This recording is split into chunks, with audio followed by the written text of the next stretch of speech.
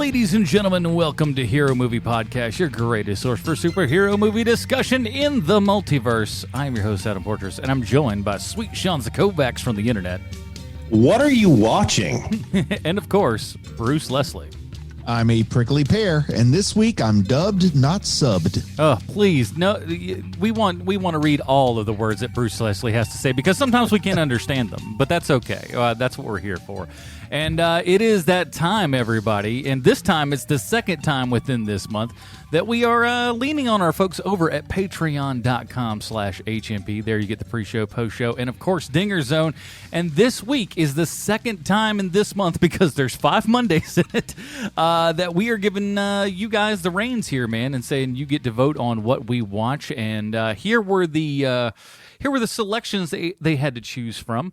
We have Supervised on Hulu, which looks awful, and I feel like at some point we're definitely going to hit that up because it looks super bad, or at least the picture has. I didn't even watch the trailer.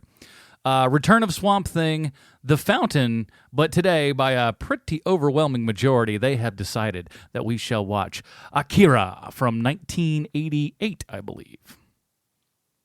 Yes, 88. Yeah. Akira, there's probably going to be 18,000 different pronunciations within this whole show, so, don't get on us for it. We're just a bunch of white guys. We can't help it. I think people pick this stuff on purpose just to hear me mangle names in the Comic Connection. Oh, that's going to be the best part, I think. I'm sitting back ready to go. But that also in the Stallone connection at the end, whenever something like this pops up, I'm like, poor Sean.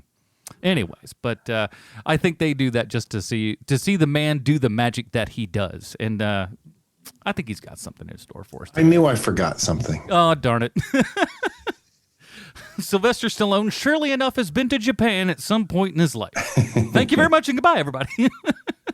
But again, I want to say a big thank you to everybody, patreon.com/HMP, all that kind of good stuff. And let's just get it going, man. I figure we got a lot to talk about with this one. Here is the trailer for Akira. All right. The story is you and your friends went out at night on your bikes to visit your dying mother, and then another bunch of other biker hooligans called the Clowns attacked you. They hurt your friend, you lost your temper, and that's why 8 of these clowns are all now in the hospital. And that is the truth. What?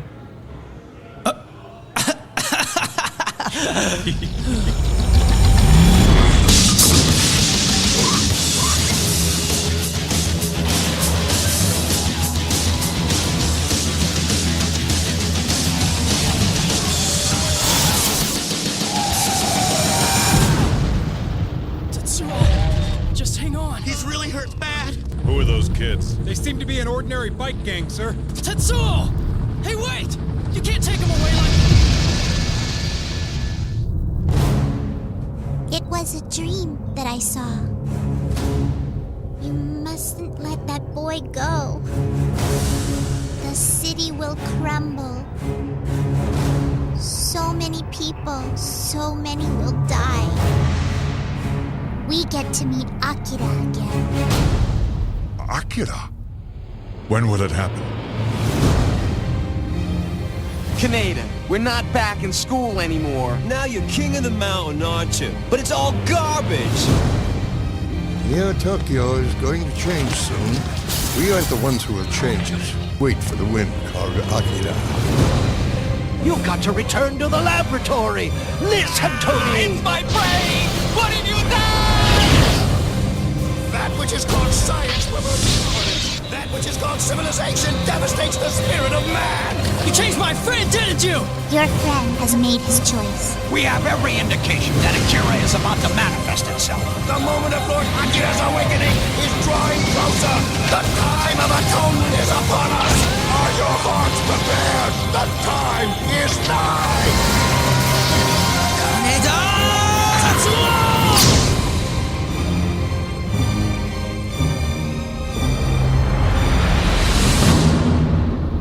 Alrighty, that was the trailer for Akira from 1988. You know what time it is. It's time for Bruce's Comic Book Connection. Bruce, what do we got this week? Akira. I think I might have come close there. That's Akira pretty close. I like that. is a manga series written and drawn by Okay, guys, I got to get a breath here. Katsuhiro Otomo. You might need to go to the bathroom, I think. The story ran for 8 years, from 1982 to 1990, and is considered an important piece of work in the cyberpunk genre. I was surprised to discover it was published in the United States by Marvel via the Epic Comics imprint. In fact, Akira was among the very first manga to be translated into English, and for all I know, it was the first one that didn't involve an adult woman dressed in a school uniform and a giant squid. Now, similar to the film, Kaneda is the primary protagonist of the comics. He's a brash, carefree delinquent and the leader of a motorcycle gang. Kaneda is best friends with Tetsuo, a member who he has known since childhood. But their friendship was ruined after Tetsuo gained and abused his psychic powers. Prior to creating Akira, Otomo had turned the manga world on its ear with a story called Fireball, in which he disregarded accepted manga art styles and which established his interest in science fiction as a setting. Fireball went unfinished, but a number of plot elements seemed to be carried over to Akira. For example, both stories include young freedom fighters trying to rescue one of the group's members who was being used by the government in psychic experiments, with said character eventually unleashing a destructive energy. Perhaps part of what led to Akira's popularity in the West was that its creator took it upon himself to arrange it left to right with his own hands rather than leave it in either its original format or up to a publisher to flip. He also colored the art rather than release it in black and white as it had been in Japan, and as a bit of trivia, it may have been the first digitally colored comic book ever, kind of fitting for a cyberpunk story.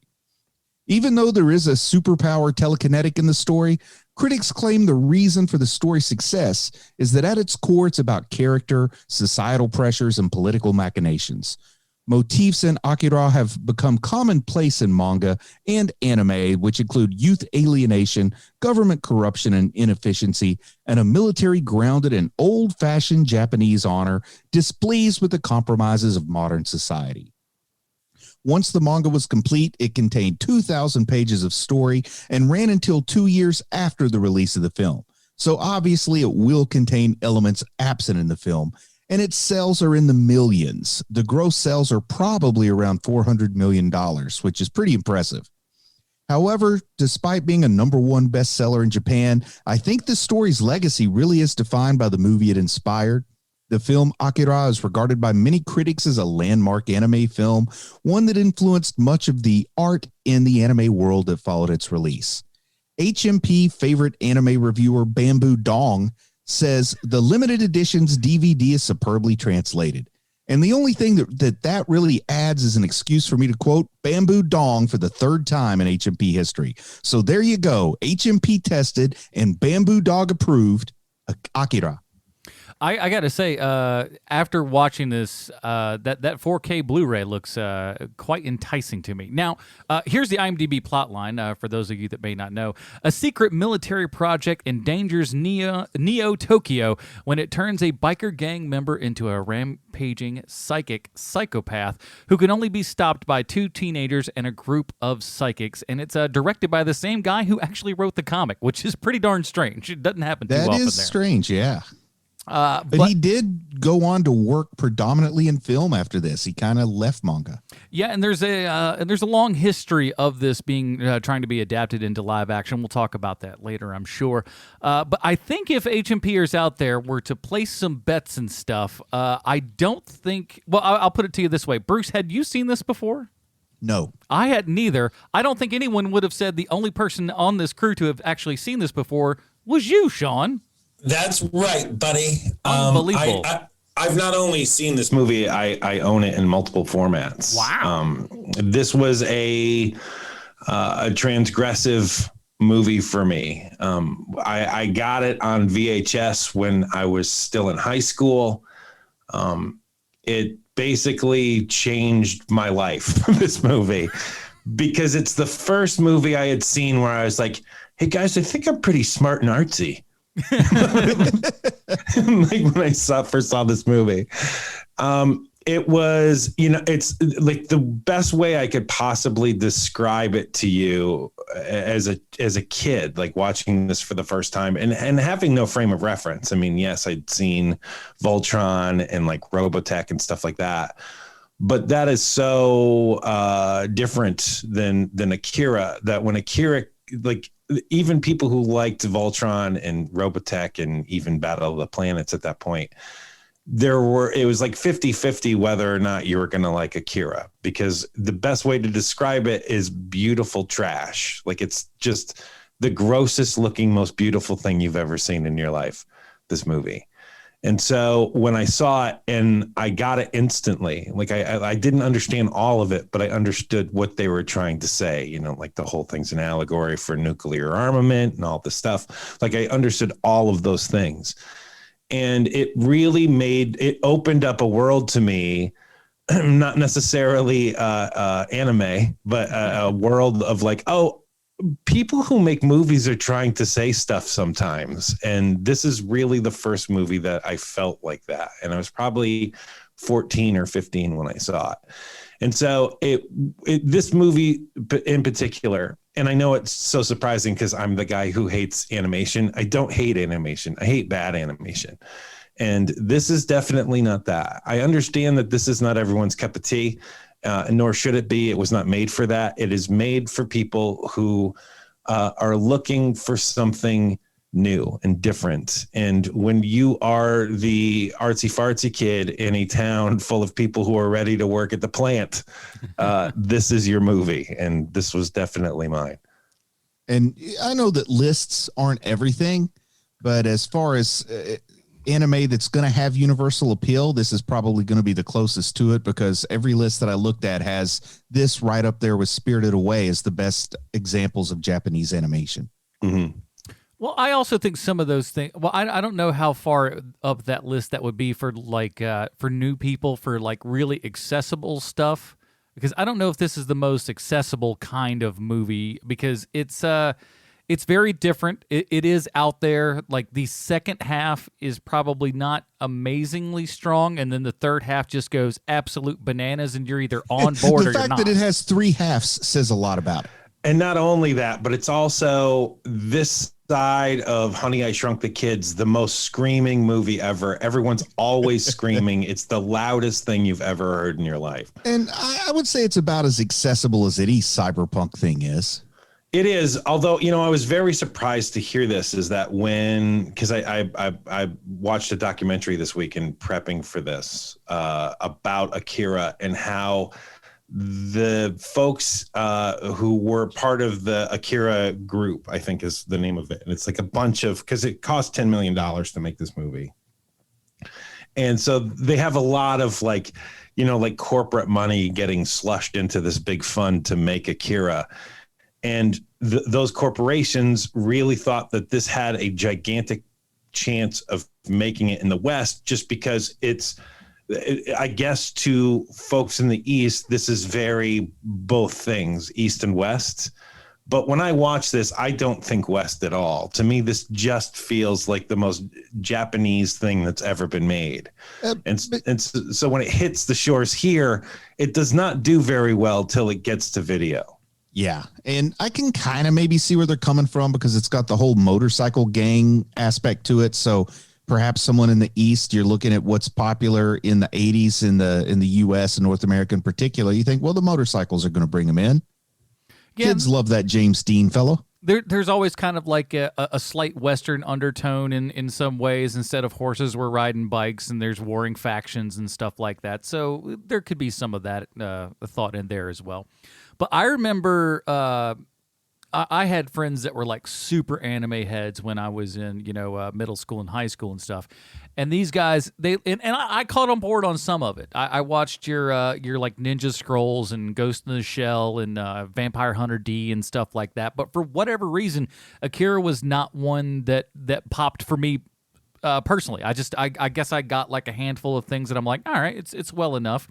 And then, some people kind of grasp on towards that and then kind of go off into bigger and better things. I did that with blaxploitation films. My friends, we all watched a couple, and then I ended up watching a whole bunch of others. And I think anime was a lot of that same way too. It's like if you grasped onto it and that was something that you dug, you dove in, head first into that giant pool. And right around in the 90s, that's when things really started blowing up for anime, and you could get all types of stuff. Yeah, and a lot of that's thanks to Toonami. The thing, was it Cartoon Network that did that? Yeah. Mm-hmm. Yeah, I think you're right. Although for me, it pushed me into watching movies that I wouldn't necessarily have seen in the first place. I think the reason why that I've become a movie head has a lot to do with Akira, quite honestly, because this is something that I knew the second that I started watching it, like half of the world, half of my American world would only see this as screaming, yelling pictures. Like that's what this would look like to a lot of people. And when we introed the show here, that what are you watching? That is, I have heard that term, that question said to me the most while watching Akira. It is the movie that the most people ever have said, what are you watching? Because it's so loud and it's so crazy. And if you see it at the wrong time, you just see a boy turning into a veiny, fleshy mess and encompassing everything around him. And people are like, what is this? And that's when it started to win me back over, because like the movie started and I really did like kind of the motorcycle gang, the rudderless young adults out on the street. I mean, I do think that has some Western appeal and a kind of storytelling I like, especially in a dystopian setting. Mm-hmm. So I was kind of getting into that. And then in that middle act, I started to have a thing that happens to me a lot with animation, not just Japanese animation, but I start to have this thing where suddenly I feel like I don't really know what's going on, or I'm not as invested, but then it pulls me back in at the end when it becomes pretty clear what's going on. Well, this is also an exceptionally difficult plot to follow. And so, you start learning things about this movie upon more viewings, because I mean, I wouldn't have understood it all. I couldn't have possibly understood it all when I was 14 or 15. But like, especially the way we passively watch things these days, people have multiple screens going. For me, I'm doing 15 other things while something's on TV. And you can't do that with this movie, because you're going to miss, especially as subtle as some of this is. Like, I only probably 5-10 years ago figured out that, and I'm always going to call him Kaneda. I'm sorry. That's what they called him the first time I saw this movie, but I'll try my best. Kaneda. When you learn that I'm sorry, not Kaneda, Tetsuo. When you first learn that Tetsuo's power is basically the inverse of Akira, I didn't catch that, and I'd probably seen the movie 10 times before the first time that I caught that he is the opposite thing that Akira had.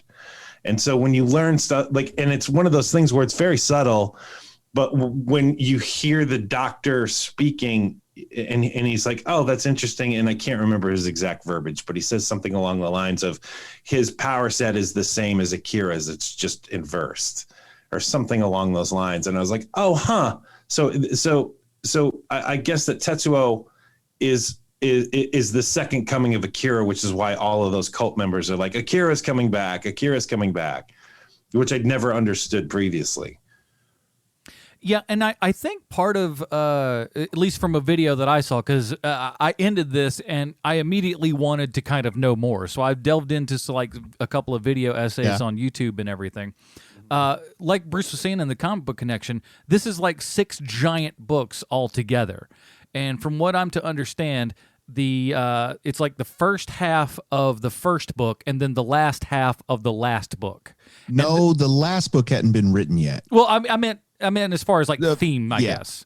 And because Otomo was involved with the movie, perhaps it actually was in the movie and then the books followed that course. I don't know, because I haven't read the books, but yeah, the movie was was released before the story was finished in the manga. And apparently there's a lot of stuff that's in the middle that's in that second act and stuff that if you read the books, you'll get so much more out of it because it's just little tiny snippets of so much stuff that's going on that you could never even get into.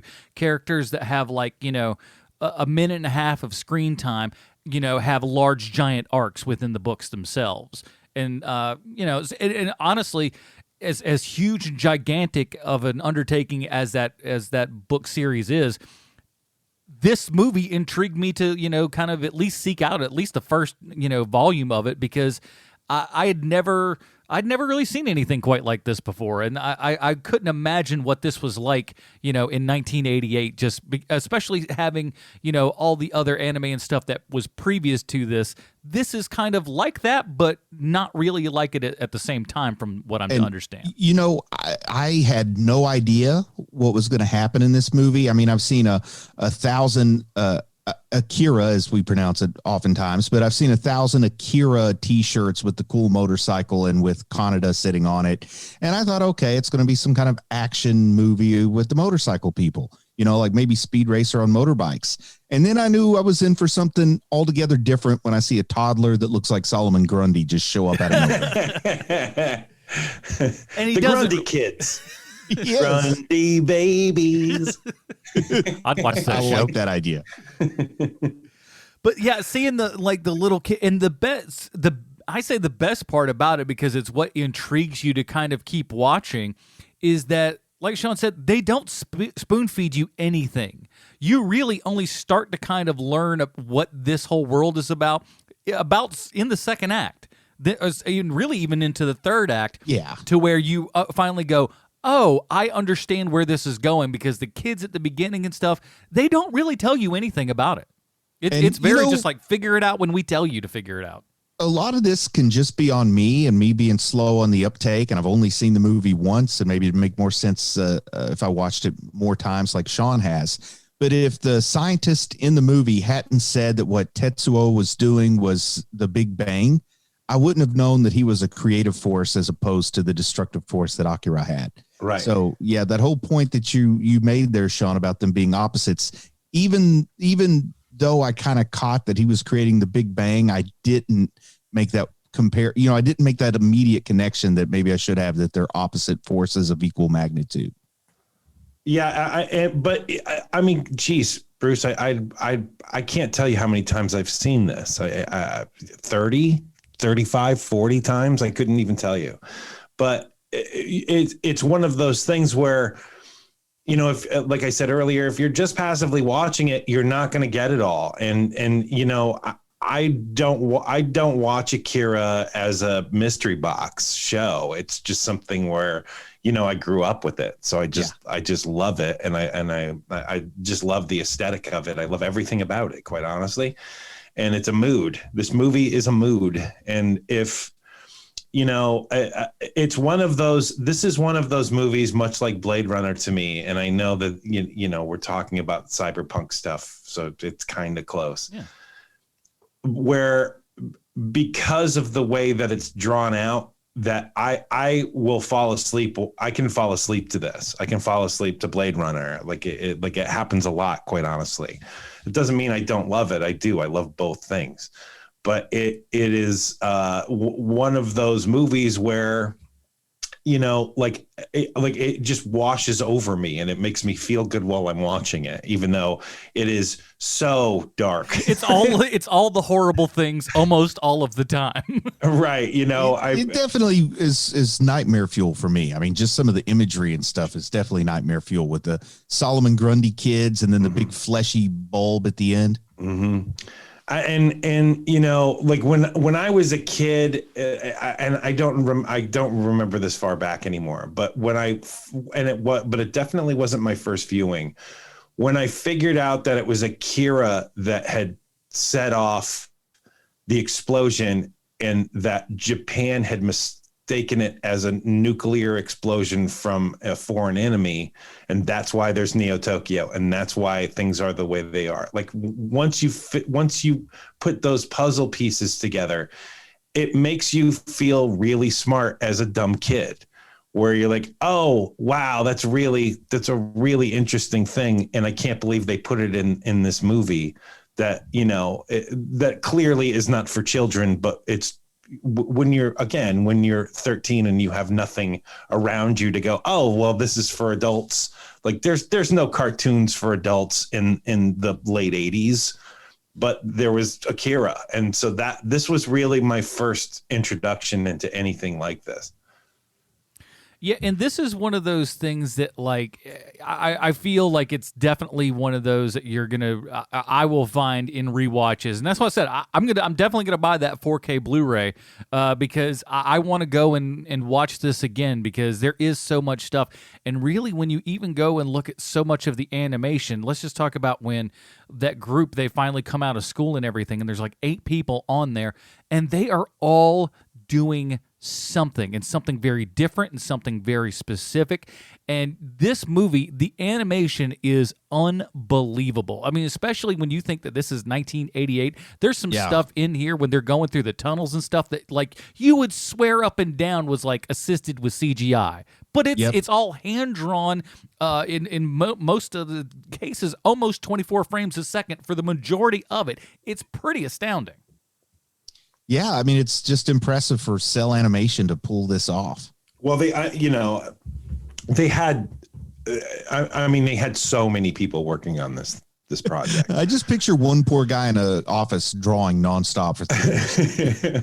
Well, as much as I want to think it's just little Japanese men smoking, that's not really what it was. But there were a couple ladies there too.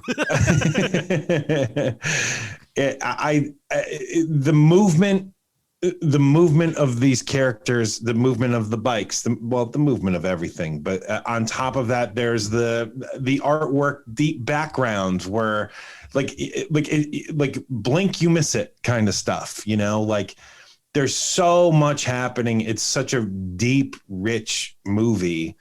It kind of ruins you a little bit. After you watch Akira, try, when you're 14 years old, after you watch Akira, try watching something like Voltron. Like it's impossible.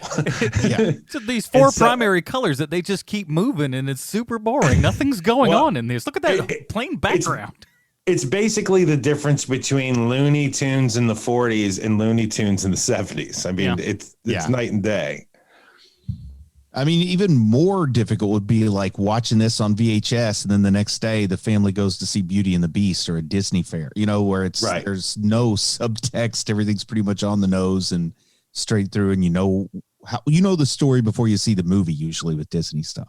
It's true. Well, yeah, I mean, because they're just like, oh, this is public domain. Well, it's ours now. And they do a good job with it, but, it is. It's very kind of paint by numbers and stories and stuff that you already know. And I think most people that, haven't even seen this, like you said, Bruce, you see the poster, you see the bike, you see the guy, you see Akira, you're like, well, that's Akira, clearly. Why else would they say that's the name and put the guy on the cover? That's clearly that. And then like 2 seconds into the movie, you're like, all right, so that's not his name. Is that like going to be a title or something? So there's always this like intriguing little nugget that's on the way with this movie. I don't even know if the name Akira is traditionally assigned to one gender identity or the other, but I always assumed Akira was like a lady's name, but they make it pretty clear it's a guy, right? I thought so. Yes, it is. So I'm definitely culturally out of touch there. I was like, oh, maybe that, he meets Kay, and I think, okay, maybe Kay is short for Akira and she's Akira, but slowly I started to realize, oh, maybe that's not a girl's name. And you kind of feel like you know who the characters are and like what their arc is going to kind of be. You think Tetsuo is just kind of this numbskull, backup friend who's always just kind of getting into trouble. And but it turns quickly, but it turns very fast. As soon as he pops on screen, I know a guy with a forehead like that is destined to be a villain. I mean, he's got a melon if ever there's a melon. But I would say I was wrong in calling him a villain. But as soon as I see him, I'm like, okay, he's going to be the bad guy at the end of this. That's a Dragon Ball Z hairline right there, boy. Yes, exactly, man. It's probably in Dragon Ball Z because of this character. I would not be surprised at that. And, I'd seen statues, too, of Tetsuo with his little red cape tied around his neck and the white T-shirt that we get at the end of the movie. So I kind of was a little familiar with that image, but I probably would have told you if pressed that came from like Dragon Ball Z or something. I wouldn't have known it was from Akira. The soundtrack is kind of nuts and insane. It is like it's like the 80s kind of synth poppy sort of thing with traditional, like, Asian music in there as well. It's the best. All over the place in the best of ways. It's so good. He could have used a little Chemical Brothers. Can I say this though? I'm sorry. I gotta gripe a little bit because it's always there. Hulu, for the love of all that's holy, man, can you guys put 5.1 in any of your stuff? It's all stereo. We are in the 21st century, my dudes. Put that in 5.1. You're making me sad. I watched it on my Apple Watch, so it was fun. I ought to punch you right in the face. That's how they want you to watch the Snyder Cut, is on your Apple Watch. It's perfectly square, so it fits. Sorry. I've done some tinkering to my Game Boy Advance that I watched it on that. It's the Pocket, so it's slimmer and only runs on the double or triple A's, so it's better. Oh, man.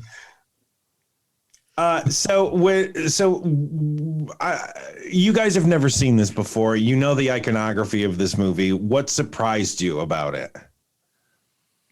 I'll let you go first, Adam. One of the things that surprised me that I thought was super cool was all of just the Tetsuo mental stuff, all him having these kind of waking nightmares.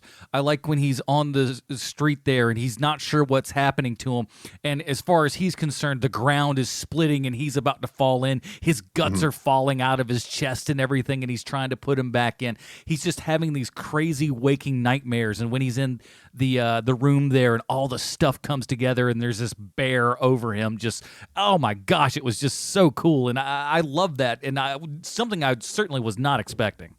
So I know that you guys briefly touched upon this, but did you understand before going into it that Akira was already dead? Like you were never going to see Akira? Oh, no way. I was still expecting, like, when they went to the stadium to dig Akira up, I was still expecting at the very least, like, an intact body. I wasn't expecting jars with labeled optic nerve, cranial nerve, which the optic nerve is a cranial nerve. We won't get into that. But I did not expect a series of jars. He's like Damian Wayne right there. I'm already knocking you down to the middle part just on account that you got that wrong. Shows what you know, cartoon. And interesting that, the version I watched, those are labeled in English. I wonder if they were labeled in English to give it a little Western flair from the get-go. From what I remember, man, it's been forever since I watched that VHS, because I watched their first foray of making Akira into something that the West will watch. I can't remember with the canister specifically, but I do know that there is a lot of English stuff around on that in the movie. Like, I mean, just very specifically, like when you think of the fact that Canada has the U.S. Air Force sticker on his bike. Yeah, and it's got other, man, I can't remember all the other stickers now, but they're all kind of like, I think it might have like a Canon sticker where it's a Japanese company, but it's the English language logo. Yeah. Well, it's like all the white kids that put Japanese katakana on themselves all over the place, and they don't know what it means. Sure, they're all walking around with pork young fat on their shirt or whatever. Yeah. But the creator Otomo, though, from the beginning wanted this to find Western success because, like I said, $400 million is a lot of money for a comic book to gross. So he had planned on marketing the manga in the West pretty much from the get-go, and it would you could imagine that the transitive property would say he planned for this film to be shown in North America when he was creating it. So maybe some of those elements were there as well. Perhaps. I love the ending is just absolutely bug nuts insane. I like, you think, oh, I feel like this, I know where this is going. And then it just keeps going up and up and up. You think you're at the rev limiter and you are not. You are not even close.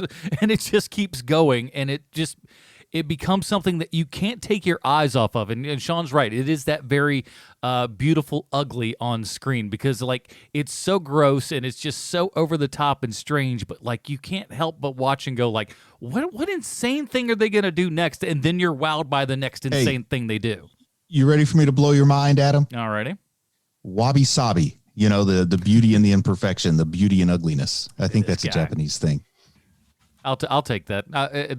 Why not? It's the thing. What you're talking about is like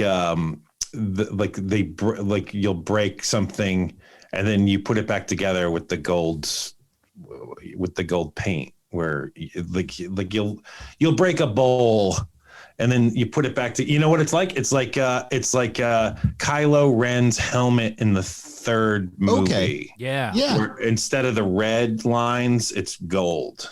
Okay. Yeah. And let's be honest, like it's like the mask itself was cool to begin with. And then when it came together with all the red glow and stuff, it's like, oh man, you made something cool even cooler. How'd you pull that one off? Yeah. It's like any battle damaged toy. Just give it to your kids for a month. You got a battle damaged toy. Don't pay extra for that. Yeah, we played with a lot of battle damaged toys when we were kids. It's just smash. That G.I. Joe's perfect now. Don't worry. So, you know, there's a little bit of humor in this, especially at the beginning. And it never fails to make me laugh when Kaneda says to the one police officer, he goes, "Out of my way, old man." And he goes, I'm 25. I love that. Yeah, I'm not even married yet. How dare you? There's little bits like that at the beginning. I mean, you know, by the end it's so darkly serious, but in the beginning specifically, they have those little moments, and you know, there's absolutely no way for me to see this movie and with any other kind of context, you know, like it is so specifically ingrained in my head. Like I know exactly where I was the first time I saw this movie. And so I went on to IMDb user reviews to see like what people would say about this movie that was bad. And it's basically what you would think, you know, like there's the people who don't understand it. There's the people who say they understand it, but don't. Then you have the guys who are like, you know, with the fedora and, you know, oh, hello, my lady, you know, like those guys who are like, let me tell you something about this movie. The guys who are like, look, I'm a huge anime guy, and this is awful. I don't see what the big deal is. Oh, you know? man. Like I love Evangelion, but I don't understand why everyone says this is such a great movie. Really, you don't understand it, dude. Like you can't understand why this beautiful piece of literature and this beautiful movie are so widely seen as an amazing feat of humans. Like, how do you not see that, dude? You know that guy likes Sailor Moon just a little too much. Of course. Of course. Now, one of the things that I saw in this YouTube video where they showed a lot of stuff from the comics, and it really makes you appreciate what they're doing here in this movie as in as much as they do it so much, is there's so much art that is in the books that has like no dialogue. It's just panel, or even these double spread panels and stuff for double page and whatnot. And it is gorgeous.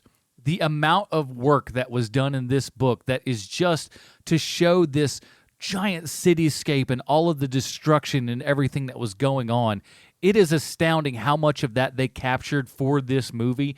But like what you see in the book is even beyond. And like to me, the amount of like material that's there is overwhelming, but boy do I want to check it out, because if you like what you see here, from what I've seen of, you know, some panels in the comics and stuff, man, does it get even crazier there. Yeah, and that's kind of par for the course with, you know, manga anime comparisons.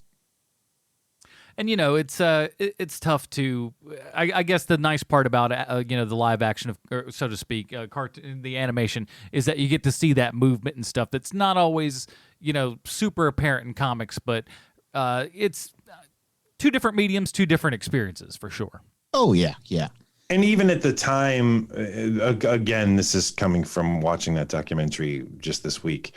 Even at the time, there were people who were like, "Oh man, there are certain scenes in the manga that I cannot wait to see animated." Like that was one of the big selling points to this movie, just on home turf, you know. I can get that. And then I don't know, maybe people wanted to see what a jacket with a big pill on the back looks like in animation rather than on the page. Well, that's the name of their gang, right? The pills. It's it's not just pills. It's something. The Allison Pill Gang. I kind of get. Yeah, I kind of get the idea that they were drug pushers because, I mean, there's a lot of pills, a handful of pills being taken and stuff in this. Mm-hmm. I also do love going into a bar and just shouting at the owner that all of his stuff is crap and everyone in there is garbage. Well, they do that all the time. Like even when they're all getting smacked at the school that they're at, and they're like, "You're an idiot. We hate you. We hate being here." Like it's just like constantly throwing vitriol at the people who are smacking them in the head. It's so funny. And it's not just like I slapped you. Blood is coming out of every person when they just, I mean, they smack the ever-living crap out of these kids. Something that I really think is kind of cool is we get a dystopian world where they don't feel like they have to point out just how dystopian it is. Like it's just there, and it's almost treated like, well, everybody knows what it's like in Neo Tokyo because, you know, you watch Mad Max movie or you watch one of the Hunger Games movies, like they got to point out just how dystopian, like you have to know every little detail of stuff. And here they're like, look, you'll just pick it up as we go along, or it doesn't matter for this story. Yeah, and it's like 30 years after that initial explosion and everything. So given these kids' age, they've known nothing but this.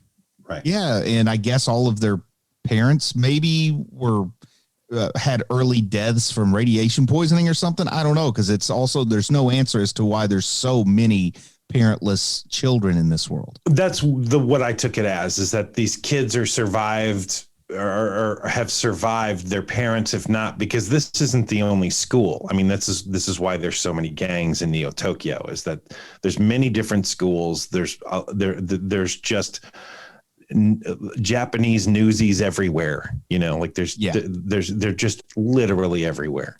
And it was interesting because it was a vocational school. So they, you know, really tried to like teach them, you know, some sort of trade or something that they can take out. But like the school is just so overrun and just crappy and everything. So you can't expect those kids to do, you know, super well in this horrible, horrible environment. And then when you're getting punched in the face by teachers, that don't help either. Yeah. And then you also live at the school. Yeah, well, you know, who doesn't want to live at school, right? It's a good time. Good time, schools. So let's talk a little bit about the this movie has had a long, giant history of trying to be made into a live-action film. Do you guys know enough about that, or? I know a little bit about some of the more recent developments, but it seems like one of those things that's, you know, it's the gambit of anime. Like it's always in development. I don't know if it'll ever be made. Yeah, and what I'm hoping for is that they learn with Ghost in the Shell that, look, just let this thing be this thing. You don't want Scarlett Johansson in every role in this movie? No, I do. I that's what I mean. Scarlett Johansson is Tetsuro. Oh man, and Ryan Gosling is the Solomon Grundy kids, all of them. But it had been going on for quite some time. I guess Leonardo DiCaprio bought the rights to you know, put Akira on the big screen and everything for a long time, like over 20 years at this point. So he had like grown up watching it. He was a big fan of it and everything. Didn't want to be in it, but wanted to produce the movie itself. They've gone through a ton of different directors and stuff, and I think the closest they came was Taika Waititi before he kind of broke big. Yeah, he was scheduled to kind of do that before Love and Thunder hit really big. Then Love and Thunder, or excuse me, the Ragnarok rather, hit super big and stuff. And supposedly that may be still on the table and everything. They've been talking about different scripts and stuff. But Taika is also a fan of this and says, if I'm going to do it, I want to do it right. And I want to do it when the screenplay is set to go and really, you know, encompasses what I want to do. But Warner Brothers and stuff has done a lot of weird things in the past where this could have been set in California. It could have been set in New York. And these were all very real talks that they had. Yeah. And there was one guy, I forget the name of the writer who was doing it, but he did that the After Earth movie, and he was going to be the screenplay writer for this. And I was like, thank God, because that movie was terrible. I could only imagine how he would have taken this crazy, insane, intricate thing and just flattened it out to a big dumb pancake and said, "It's America." Oh, jeez, what a mistake that would be. And has Hollywood ever gotten manga right in live action? Oh, did you see that Dragon Ball Z movie or both of them? Those were pretty good. Were they live action? They were live. There were 2 live action Dragon Ball Z movies. They're terrible. There's 2. I know about the one. I did not know that, but I'll be right back. Do yourself a favor. Don't, from what I'm to understand. My brother has watched. You know what? them I just asked the question that I'm going to answer because I think Battle Angel Alita is great. Yeah, So I would say that's that's one time that Hollywood's done it right. And you know, I like some non-Hollywood live action adaptations, but yeah, I think that's the only Hollywood one I could endorse. Oh, and Forever and a Day, they said that Keanu Reeves was attached to this movie at some point. And I'm just like, when watching this, again, having not known anything going into the movie, I was really shocked to figure out that all of these kids are in high school, essentially. And I was like, well, he would have played like the general. Maybe. I'm watching, I'm like, do you really think you're going to put a 26-year-old, Keanu Reeves in this role? What a weird mistake. But again, it may have been part of those mini rewrites and stuff where it's not Neo Tokyo, it's Neo California or Manhattan, which were 2 different places that were thought of. And it's like, no. You're looking at this totally wrong. You want him playing Canada at the age of a high schooler right now. Yes. Now I can get into it because it's old enough that you got to be in on the joke. Right? 52-year-old Keanu Reeves. Yeah. Right. When he's 26, people think maybe they're expecting it to buy. He's 17. Out of my way, old man. I'm 25. Who you calling old? I can see the crow's feet on your face. Look at you. You're 90 years old. What are you talking about? I'm old. How many times you fail high school, you dumb kid? Shut up. It would have been awful. But yeah, all the other kids, though, would be young. You don't like, they're like 17, yeah. They're age appropriate, but Keanu Reeves is 52 years old. Everybody keeps saying how when he grows up, look, when you grow up, you're going to be big one day when you grow up and become an adult. I don't want any of your responsibilities, bro. Speeds off on a motorcycle. So I got to say that when it comes to this movie, because something that we haven't talked about is all the pretenders to this, is that it seems like every couple of years, a new property will come out, manga or anime, where it's basically Akira. At least it feels that way to me, but it's not even close to being the same. It's like after Pulp Fiction came out, everybody in the world thought they could make Pulp Fiction and no one could make it. Yeah. Hey, we're living in an era in which Bob Odenkirk has a John Wick movie. So yeah, I get what you're saying. I am so looking forward to that movie. Don't you dare ruin it. Everybody I'm says, just saying that's what happens. Some things get imitators. Everybody that's seen it has said that movie's fantastic. All that early buzz I've heard just says nothing but good things about that movie. It's because of Odenkirk, baby. Yeah. Oh, it's I'm impressed. Odenkirk magic. My 15-year-old daughter wants to see it, so you better believe we'll be seeing that first chance we get. I'd love to go to Bob Odenkirk 20 years ago and just been like, did you know that like middle and high school kids are going to be like, I want to see that new Bob Odenkirk movie. Look, like, we get out of can here. talk about, if we really want to go deep dive on Odenkirk, I am more than willing to do that. We could turn this all into the Bob Odenkirk podcast, which again, I am totally fine with. Not again. He is my literally favorite comedic writer living right now. So if we can do that, but we should probably wrap up Akira. So what you're saying is Bob Odenkirk is Tetsuo. I got it. Yes, perfect. Keanu Reeves is Canada. Keanu Reeves is Canada. Yes. Tetsuo's Bob Odenkirk. The first version of this, it's still ingrained in my head.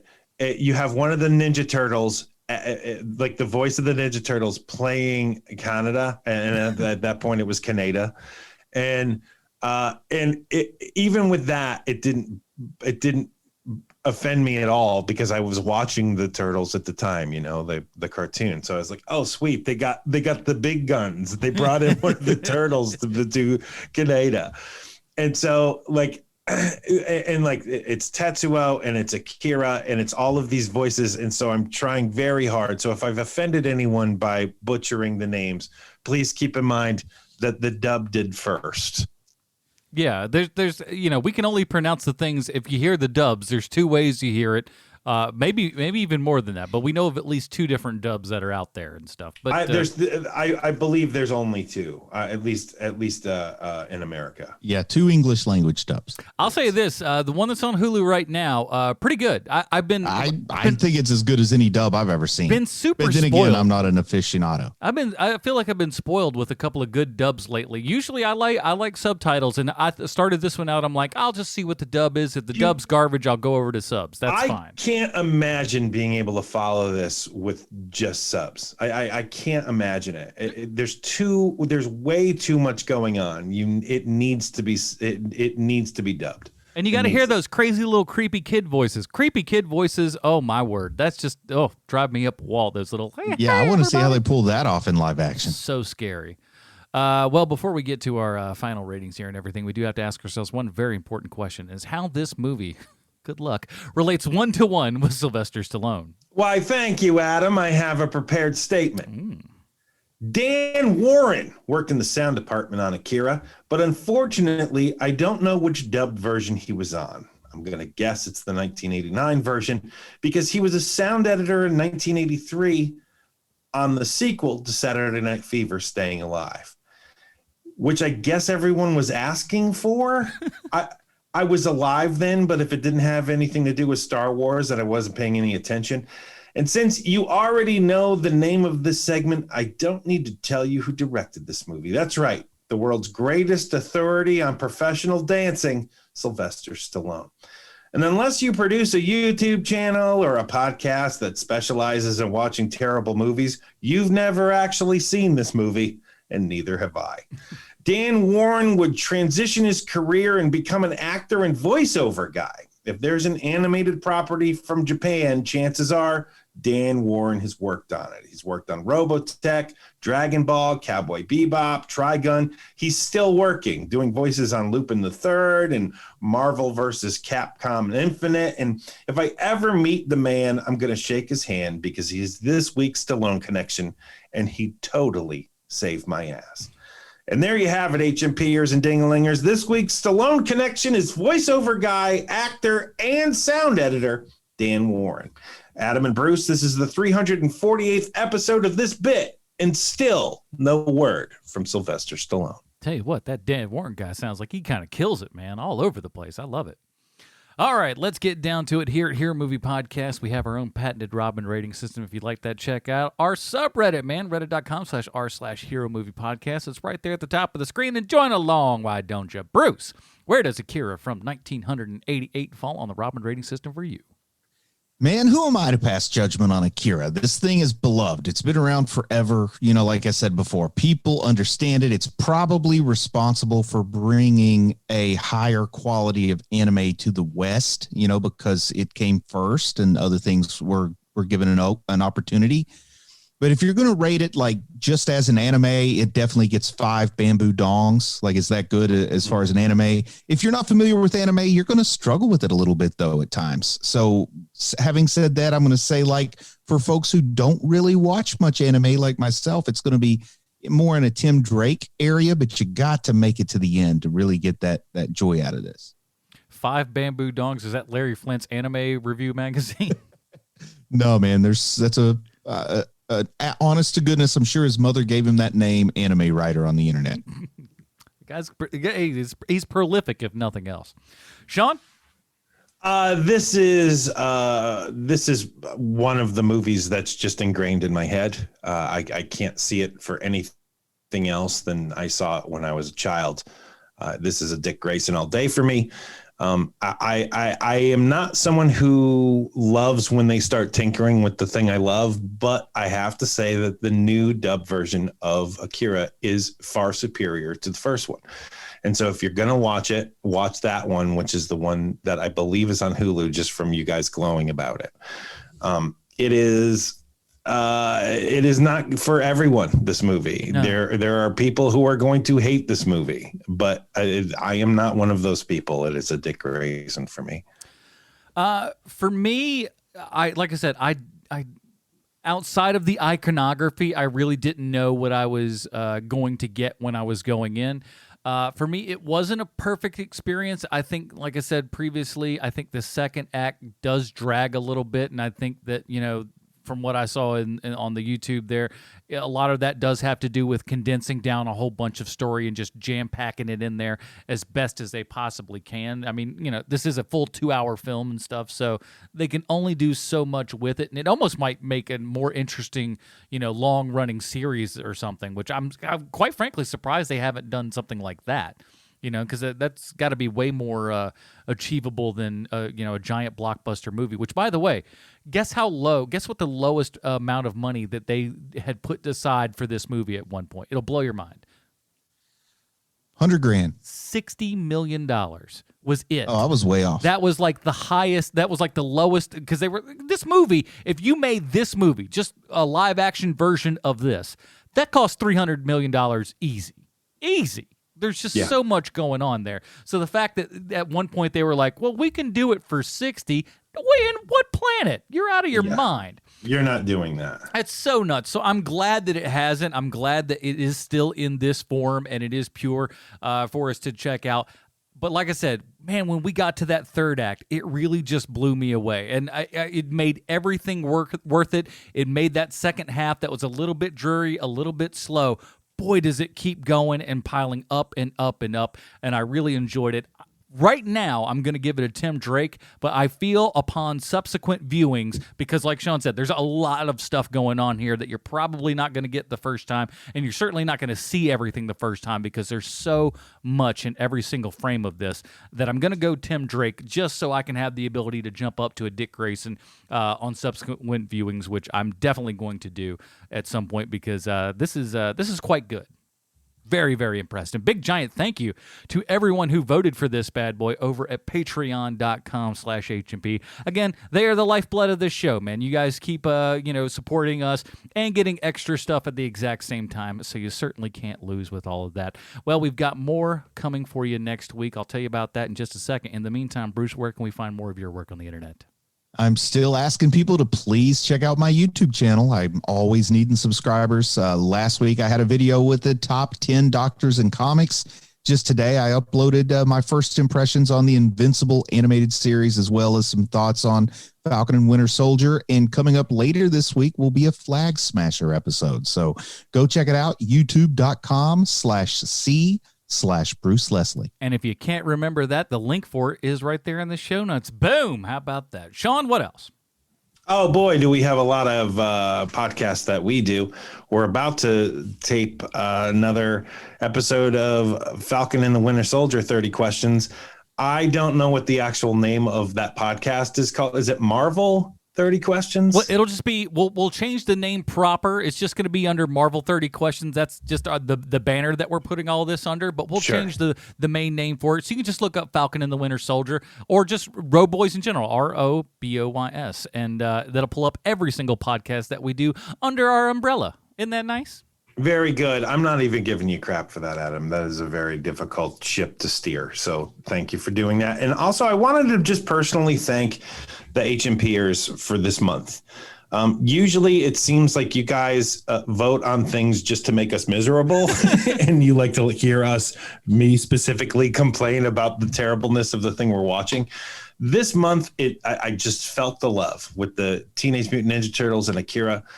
This has been a really wonderful month to be part of this show. So thank you very much, guys. This was a joy. All the comments in the polls were just like, oh boy, Sean's going to have a time with this one. Shows what you people know. I totally understand it because all I do is complain about bad animation. But that's the thing, is that I complain about bad animation, not good animation. I love things that are lovely.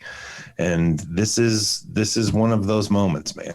I love Akira. We all get fun surprise every week. And next week, we got another surprise for you because we're heading back out. You can do it in the movie theater or on home. We're talking about Godzilla versus King Kong, or Kong versus Godzilla. Depends on who your champion is. I've got my IMAX ticket already, so I'm excited for this one. So join us back here next week for that one. That is it, everybody. Join us one more time here for Sweet Sean's Kovacs on the internet. Bruce Leslie, I'm Adam Portress. Stay super, everybody. Bye, Marty and Evie. She's hard to get started she's always so cold. In the mornings I find her, she's looking so old. So many miles, we've been down that road once or twice. She's not much to look at when we ride through town, but I know when the chips fall she won't let me down. She knows when to run and she don't run around on her man. She's a high-flying lady, she takes me where I want to be. There's no other woman standing between her and me. I'll always be faithful and keep her till the end of time. God knows I'll always love that old pinhead of mine. I've seen fancy dressers and they've caught my eye. I've rode 'em to ride 'em and told 'em goodbye. I've flirted with low riders, sportsters, and shovelheads too. I've cussed her and beat her and kicked her to just get her started a couple